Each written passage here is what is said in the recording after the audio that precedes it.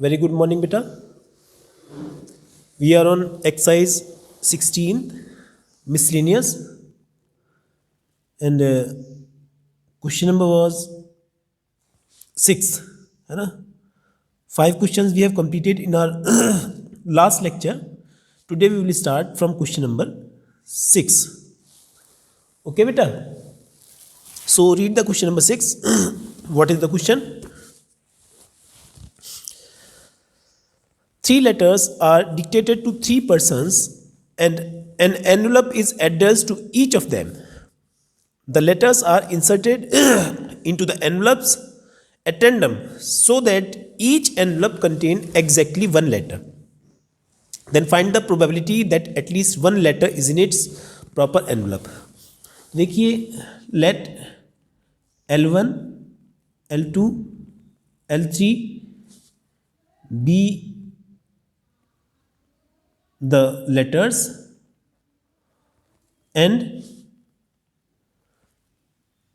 E1, E2, E3 be the envelopes.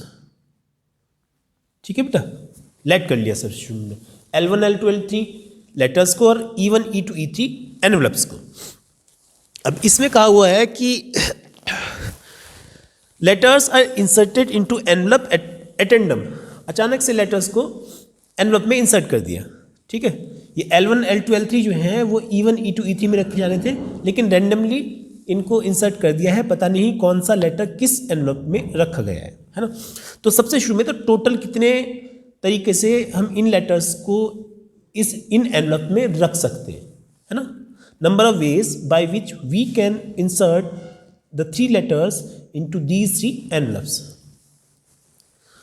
So firstly, total number of ways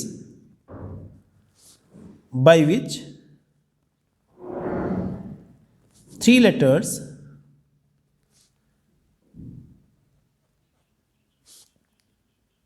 can be inserted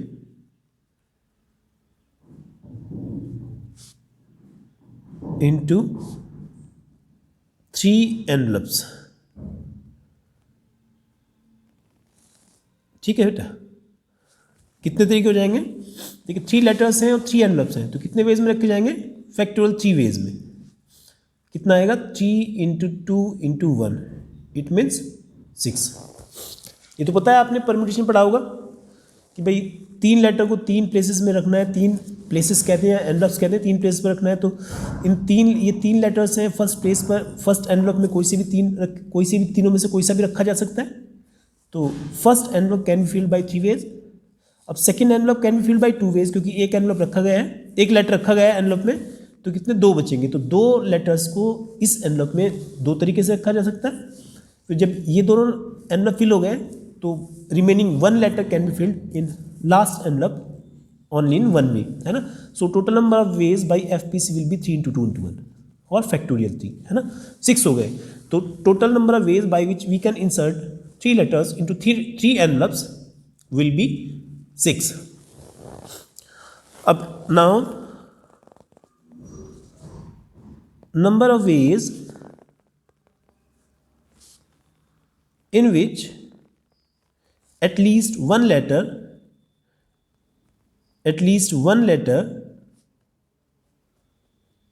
is in its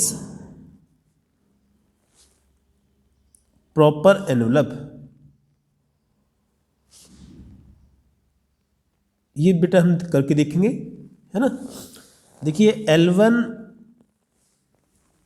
L2, L3 है ना. हमने क्या किया? L1 में L1 E1 में रख दिया, है ना. और यहाँ E3 और यहाँ E2. एक तरीका तो ये है कि L1 E1 में रखा जाए, L2 E3 में और L3 E2 में, है ना. एक लेटर सही एनवलप में रखा गया है. एटलीस्ट 1, कम से कम एक तो रखा जाए. सेकेंड के लिए देखिए, L1 रखा गया E1 में सही में. अब L1, L2, L3, इस बार L2 को E2 में रख दो. क्या हो सकता है, L1 E3 में रखा जाए और L3 E1 में रखा जाए, ठीक है, दिस सेकेंड वे। दूसरा तरीका ये है कि भाई ऐसे रख सकते हैं कि L2 को सही रख दें और L1 L3 में रखा जाए और L3 L1 में L1 E3 में रखा जाए और L3 E1 में रखा जाए। इसके बाद एक तरीका ये भी है कि L3 E3 में रखा जाए सही तरीके से और L1 L1 E2 में इंसर्ट कर दिया जाए और L2 E1 में, है ना। एक तरीका ये भी है, भाई ये तो एक लेटर कर दिया, एटलीस्ट वन का रखा तो दो लेटर भी सही में रखे जा सकते हैं, दो लेटर सही में रख के देखते हैं। L1 L2 L3, मैंने L1 E1 में रखा और L2 E2 में रखा, तो L3 तो E3 में जाएगा ही जाएगा, है ना।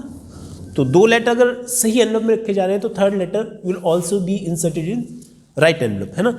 सो नंबर ऑफ वेज कितने हो गए, 4, 1 2 3 4, 4 तरीके से हम लेटर्स एनवेलप में इंसर्ट कर सकते हैं कि at least one letter should be in its proper envelope, ठीक है। So probability that at least one letter is in proper envelope, ठीक है, प्रॉपर एनवेलप, तो क्या हो जाएगा 4/6, इट मीन्स 2/3 आंसर बेटा, ठीक है। ये क्वेश्चन कंप्लीट हो गया, हल्का सा क्वेश्चन था। Come to the next question. In question number 7 PA is given which is 0.54, PB 0.69 and PA intersection B what is 0.35. In first part we have to find PA union B, so we can find it easily, PA plus PB minus PA intersection B, it means 0.54 plus 0.69 minus 0.35, कितना आ जाएगा बेटा, 4 9 13 6 5 11 12 minus 0.35, कितना remaining रह जाएगा 0.88. Second part P A dash intersection B dash, कैसे calculate करें, दोनों का डैश बाहर आ जाएगा और बीच का साइन चेंज हो जाएगा। कैसे कैलकुलेट करेंगे, 1 minus P A union B करके, 1 माइनस 0.88, कितना आ जाएगा बेटा 0.12, 0.12। इसके बाद फाइंड करना थर्ड पार्ट में P A intersection B dash, A intersection B dash कैसे करेंगे, P A minus P A intersection B बताया था मैंने आपको, जिसके ऊपर डैश नहीं है उसमें से दोनों का इंटरसेक्शन की प्रोबेबिलिटी माइनस कर देंगे। P A is 0.54 minus intersection is 0.35, कितना बचेगा बेटा 0.19। ऐसे ही फोर्थ पार्ट क्या कहा हुआ है, P B intersection A dash मतलब P B minus P A intersection B, P B कितना है बेटा, पी बी 0.69 माइनस 0.35, कितना रह जाएगा 0.34। क्लियर है। Now come to the question number 8। Question number 8 देखेंगे बेटा क्या लिखा हुआ है। क्वेश्चन नंबर 8 में लिखा हुआ है कि from the employ of company 5 persons are selected at random to represent the in the managing committee of the company, particulars are given below, है ना। क्या दिया हुआ है, क्वेश्चन में कहा हुआ है कि हरीश मेल है 30 years का, Rohan is male for 33 years, Sheetal is female for 46 years, Alice female 28 years and Salim male 41 years. Clear? This is the data which is given in the question, है ना? And what we have to find here? A person is selected at random from the group to act as spokesperson. एक person select किया गया है इनमें से to act as a spokesperson. Then what is the probability that spokesperson will either be male और over 35 years. क्या निकालना है? प्रोबेबिलिटी निकालनी है बेटा. 8th क्वेश्चन में मेल और ओवर 35 ईयर्स, मेल और ओवर 35 ईयर्स. तो आपको देखना है मेल और ओवर 35 ईयर्स कितने हैं. मेल और ओवर 35 ईयर्स कितने हैं हमें ये देखना है बेटा. तो इसको अगर हम देखें मेल और ओवर 35 ईयर्स देखें कितने हैं, मतलब मेल या तो मेल हो या 35 ईयर्स से ऊपर हो. तो देख लीजिए कितने हैं male and over 35 years.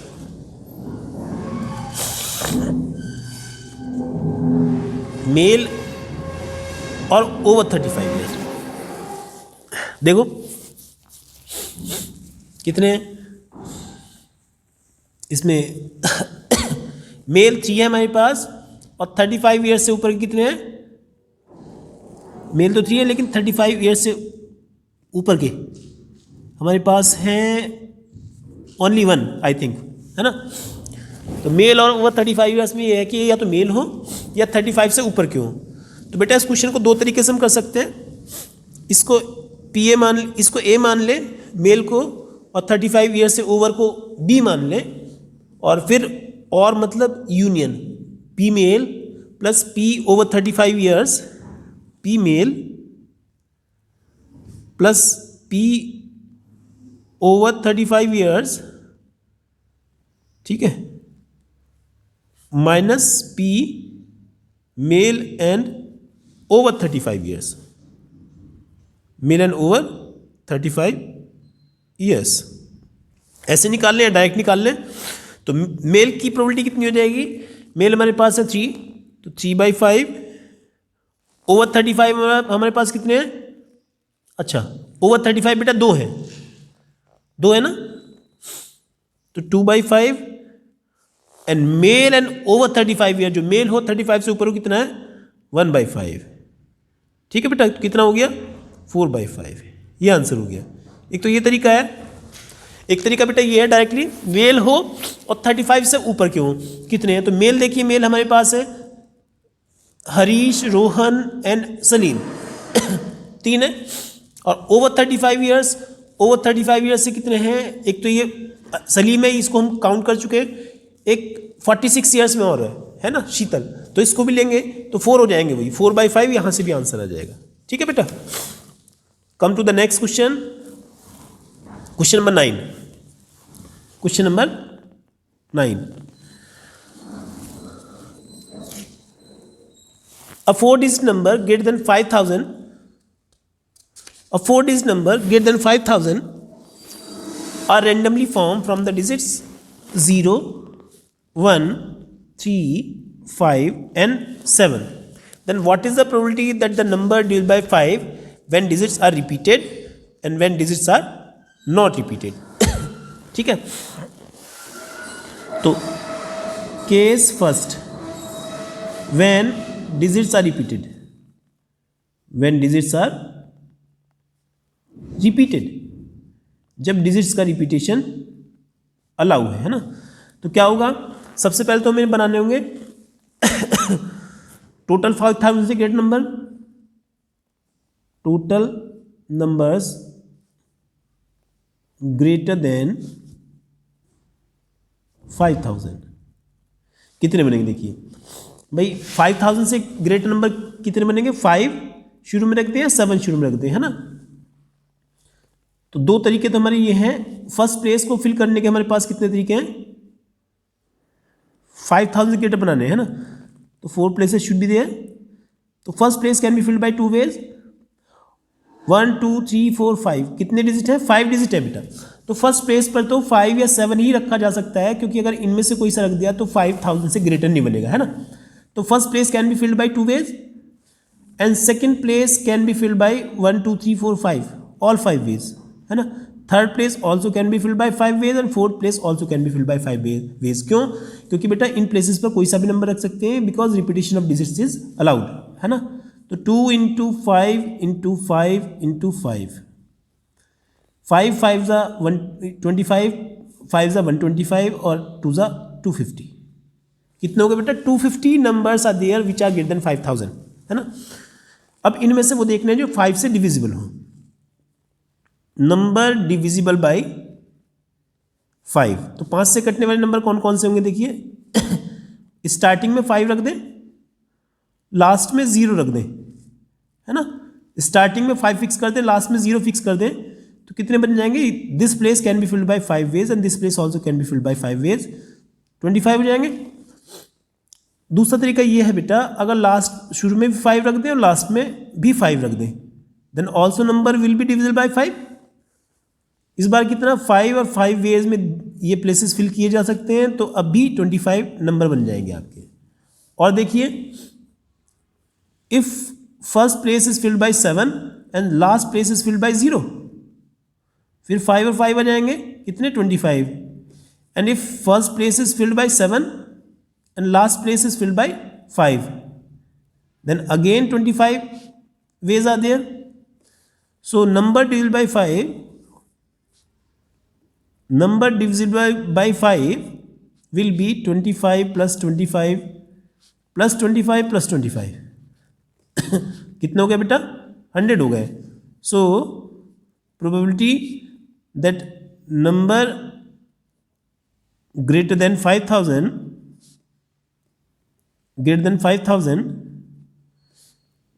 will be divisible by 5, will be divisible by 5। तो कितने हो जाएंगे आपके?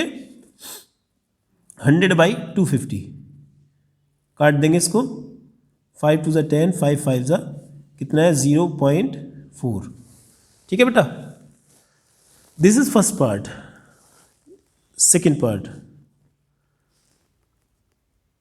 Case second, when repetition of digits is not allowed, when repetition is not allowed. ठीक है, रिपीटेशन इज नॉट अलाउड, तो क्या होगा? कितने बन जाएंगे? अब देखिए पहले तो टोटल नंबर ग्रेटर देन 5000 से ग्रेटर नंबर कितने बनेंगे? देखिए इस बार first place can be filled by 2 ways, है ना। First place can be filled by 2 ways. कितनी डिजिट बची हमारे पास? पहले भाई 5 अगर फर्स्ट प्लेस पर रख दें तो ये 4 वेज में, ये 3 वेज में, ये 2 वेज में, और अगर यहाँ पर 7 रख दें फिर 4 3 2, है ना। सो 2 इंटू 4 इंटू 3 इंटू 2, ठीक, कितना हो जाएगा? 2 4 ज़ा 8, 3 ज़ा 24, 48। कितने वेज आ रहे हैं बेटा इस बार? इस बार आपके नंबर ऑफ वेज आ रहे हैं आपके 48, है ना। अब देखिए नंबर डिविजिबल बाई 5, 5 से कटने वाले नंबर चेक कर रहे हैं। तो फर्स्ट प्लेस पर हमने 5 फिक्स कर दिया, लास्ट प्लेस पर 0 फिक्स कर दिया, तो कितने बचे? 3 और 2, कितना हो गया? 6। इस बार हमने क्या किया? फर्स्ट प्लेस पर 5 रखें तो लास्ट प्लेस पर 5 नहीं रखा जा सकता है, because repetition is not allowed. तो यहाँ पर 7 रख सकते हैं और यहाँ 0 रख सकते हैं, है ना। फिर 3 इंटू 2 कितना हो जाएगा? 6। एंड नेक्स्ट 7 के साथ में 5 रखा जा सकता है ना, बीच में 3 इंटू 2 6, ठीक। सो नंबर डिविजिबल बाई 5 कितने हो जाएंगे इस बार? 6 + 6 + 6 18। कितने हो जाएंगे बेटा? 6 + 6 + 6 18। क्लियर है? इस बार आपका आंसर आएगा, सो probability that number greater than 5000, number greater than 5000 will be divisible by 5. कितना हो जाएगा? 18/48. 6 से काटा, 6 3 18, 6 8 48, 3/8. This is the answer. ठीक है बेटा. Now come to the last question of this exercise. What is the question? Question number 10. The number lock of a suitcase has 4 wheels, each labeled with 10 digits. It means 0 to 9. 0 से 9 तक की digits आपके पास हैं. 0 1 2 3 4 5 6 7 8 9. ठीक है. हर एक wheel पर ये नंबर्स लिखे हुए हैं. The lock opens with a sequence of 4 digit with no repeats. Repetition नहीं होना है ना. Then find the probability that person will get the right sequence of the opening opening the suitcase, है ना. तो इसमें देखिए बेटा, सबसे शुरू में टोटल कितने हो सकते हैं, कितने तरीके से हम खोल सकते हैं. टोटल नंबर ऑफ वेज कितने हो जाएंगे, हम कितने तरीके से इसको मैच कर सकते हैं. सेम करके और डिफरेंट करके. भाई फर्स्ट प्लेस पर 10 में से कोई से रख सकते हैं, सेकंड प्लेस पर रख सकते हैं, थर्ड प्लेस पर रख सकते हैं, और फोर्थ प्लेस पर भी हम कौन सी रख सकते हैं, कोई सी भी रख सकते हैं.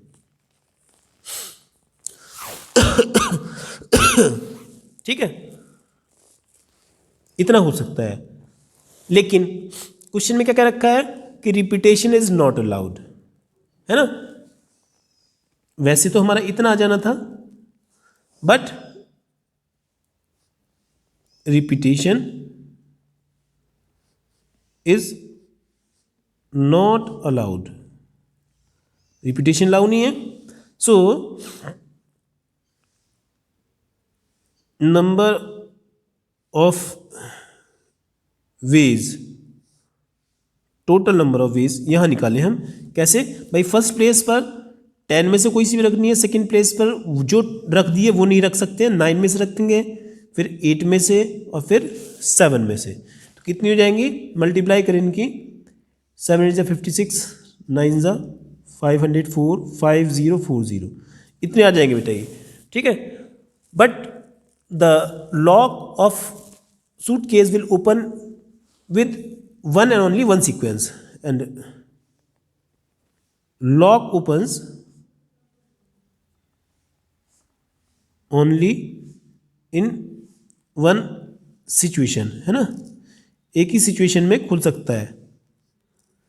सो probability of opening lock will be 1/5040. Answer. ठीक है बेटा.